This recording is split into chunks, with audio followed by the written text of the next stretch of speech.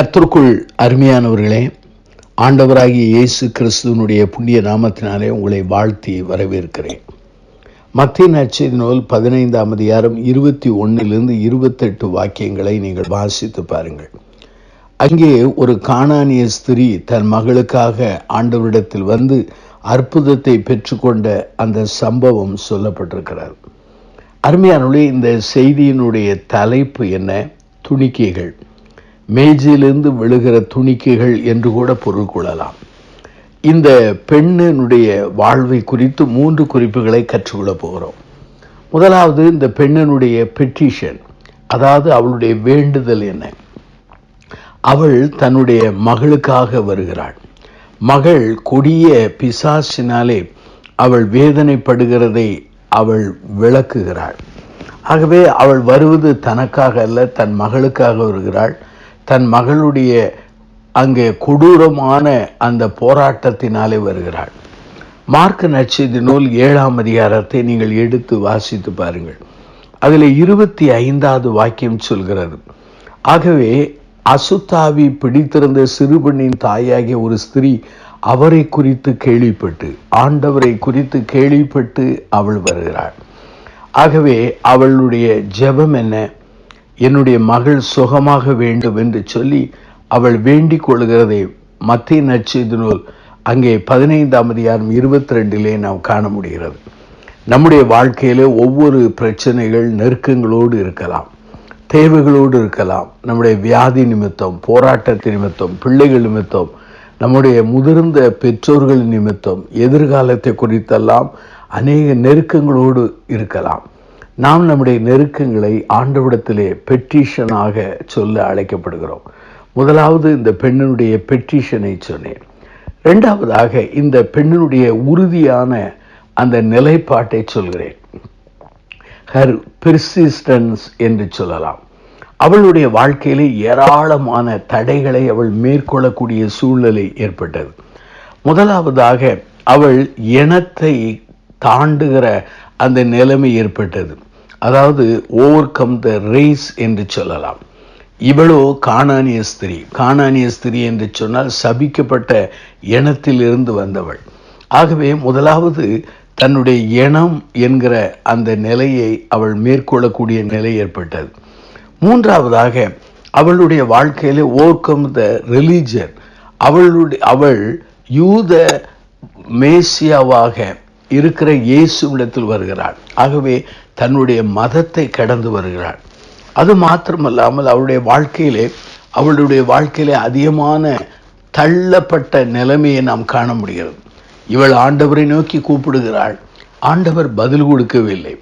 ஆகவே ஆண்டவர் சொல்கிற வார்த்தைகள் எல்லாம் ரிஜெக்ஷன் போல காணப்பட்டது. அதையும் அவள் மேற்கொண்டாள். அது மாத்திரமல்லாமல் அவளுடைய வாழ்க்கையிலே அந்த சூழ்நிலைகளை சரியாய் அறிந்து கொண்டாள். அருமையானே, ஓவர் கம் த ரியாலிட்டி என்று சொல்லலாம். அருமையானே, நம்முடைய வாழ்க்கையிலே நாம் ஆண்டவரிடத்தில் நெருங்கி வரும்போது அநேக தடைகள் வரும். மனிதர்களாலே, நம்மாலே, நம்முடைய குடும்பத்தாலே, நம்முடைய சபைகளாலே, அல்லது இன்னும் சொல்ல வேண்டும் என்றால் பிசாசாலே கூட அநேக தடைகள் வரலாம்.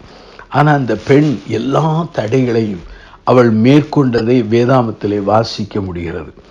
அருமையானவளே, இவளுடைய வாழ்க்கையில் ஆண்டவர் சொல்கிறார், பிள்ளைகளின் அப்பத்தை எடுத்து நாய்க்குட்டிகளுக்கு போடுகிறது நல்லதல்ல என்று சொன்னார். இப்படிப்பட்ட நிலையிலே நானும் நீங்கள் இருந்தால் இந்த ஆண்டவரும் வேண்டாம், மதமும் வேண்டாம் என்று போயிருப்போம். ஆனால் அவள் அந்த சமயத்திலே தன்னை தாழ்த்தி அவள் சொல்கிறாள்.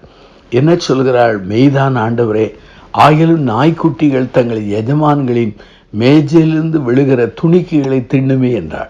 இவள் முழு எஜமானின் ஆகாரத்தை கேட்கவில்லை, அந்த எஜமானின் மேஜையிலிருந்து விழக்கூடிய துணிக்கைகளாகிய சுகத்தையே கேட்கிறாள். அருமையானவளே, வாழ்க்கையிலே ஆண்டவரிடத்தில் நெருங்கும் போது ஏராள தடைகள் வரும். அதை மேற்கொள்ள அழைக்கப்படுகிறோம். முதலாவது சொன்னேன் ஹர் பெட்டிஷன்ஸ் என்று சொன்னேன். இரண்டாவது ஹர் பெர்சிஸ்டன்ஸ் என்று சொன்னேன். மூன்றாவதாக ஹர் பிரைஸ். அவளுடைய பிரைஸ் என்ன? வேதாமத்தை நீங்கள் வாசிக்கும் பொழுது ஒரு குறிப்பை நான் சொல்கிறேன். மார்க் நற்செய்தி நூல் 7ஆம் அதிகாரத்தை நீங்கள் எடுத்து வைத்துக் கொள்ளுங்கள். அந்த 7ஆம் அதிகாரத்திலே அங்கே ஆண்டவராகிய கர்த்தர் சொல்கிற ஒரு காரியம் என்ன? பிள்ளைகள் திருப்தி அடையட்டும். மார்க் 7:27 பிள்ளைகள் திருப்தி அடையட்டும், பிள்ளைகளின் அப்பத்தை எடுத்து நாய்க்குட்டிகளுக்கு போடுகிறது நல்லதில்லை என்று சொன்னார். ஆகவே இவளுடைய வாழ்க்கையிலே இவளுக்கு இரண்டாவது வாய்ப்பு இருக்கிறது என்பதை சூசகமாக சொன்னார். அருமையாலே 3வது குறிப்பு ஹர் பிரைஸ் என்னவென்று சொன்னால், ஆண்டவர் அவளுடைய விசுவாசத்துக்கு அவள் ரெஸ்பான்ஸ் கொடுத்தார். He responded to her faith என்று சொல்லலாம். மத்தேயு நற்செய்தி நூல் 15ஆம் அதிகாரத்தை நீங்கள் எடுத்து வைத்துக் கொள்ளுங்கள். அந்த மத்தேயு 15ஆம் அதிகாரத்தில் 28 பாருங்கள். இயேசு அவளுக்கு பிரயத்திரமாக, ஸ்திரியே, உன் விசுவாசம் பெரிது, நீ விரும்புகிறபடி உனக்கு ஆக கடவுது என்றார். அந்நேரமே அவள் மகள் ஆரோக்கியமானாள். ஆகவே he responded her faith. அது மாத்திரமல்ல, he rewarded her faith. அவருடைய விசுவாசத்தினாலே அவள் மகள் சுகமடைந்ததை திருமறையிலே காண முடிகிறது. இந்த செய்தியை கேட்கிற சகோதர சகோதரிகளை, உங்கள் வாழ்க்கையை நீங்கள் சிந்தித்து பாருங்கள். உங்கள் வாழ்க்கையில் என்ன போராட்டங்கள், பிரச்சனை, ஆண்டவரண்டை வாருங்கள். ஏராளமான தடைகள் வரலாம். மேற்கொண்டு அவரிடத்தில் நெருங்குங்கள். அப்போது அவர் உங்கள் விசுவாசத்தை கனம் பண்ணி உங்களுக்கு அற்புதம் செய்வார். நாம் கண்களை மூடி நாம் ஜெபம் செய்வோம். அன்பின் ஆண்டவரே, இந்த செய்தியை கேட்கிற ஒவ்வொரு மக்களுக்கும் ஆண்டவரே, இந்த கானானிய ஸ்திரீக்கு எவ்வாறு அற்புதம் செய்தீரோ அதே போல விடுதலையும் அற்புதத்தையும் நன்மையும் செய்யும்படி பிரார்த்திக்கிறோம். தங்களை அர்ப்பணிக்கிற மக்களை ஆசீர்வதி. இயேசுவின் நாமத்தில் ஜெபிக்கிறோம், ஜீவனுள்ள பிதாவே.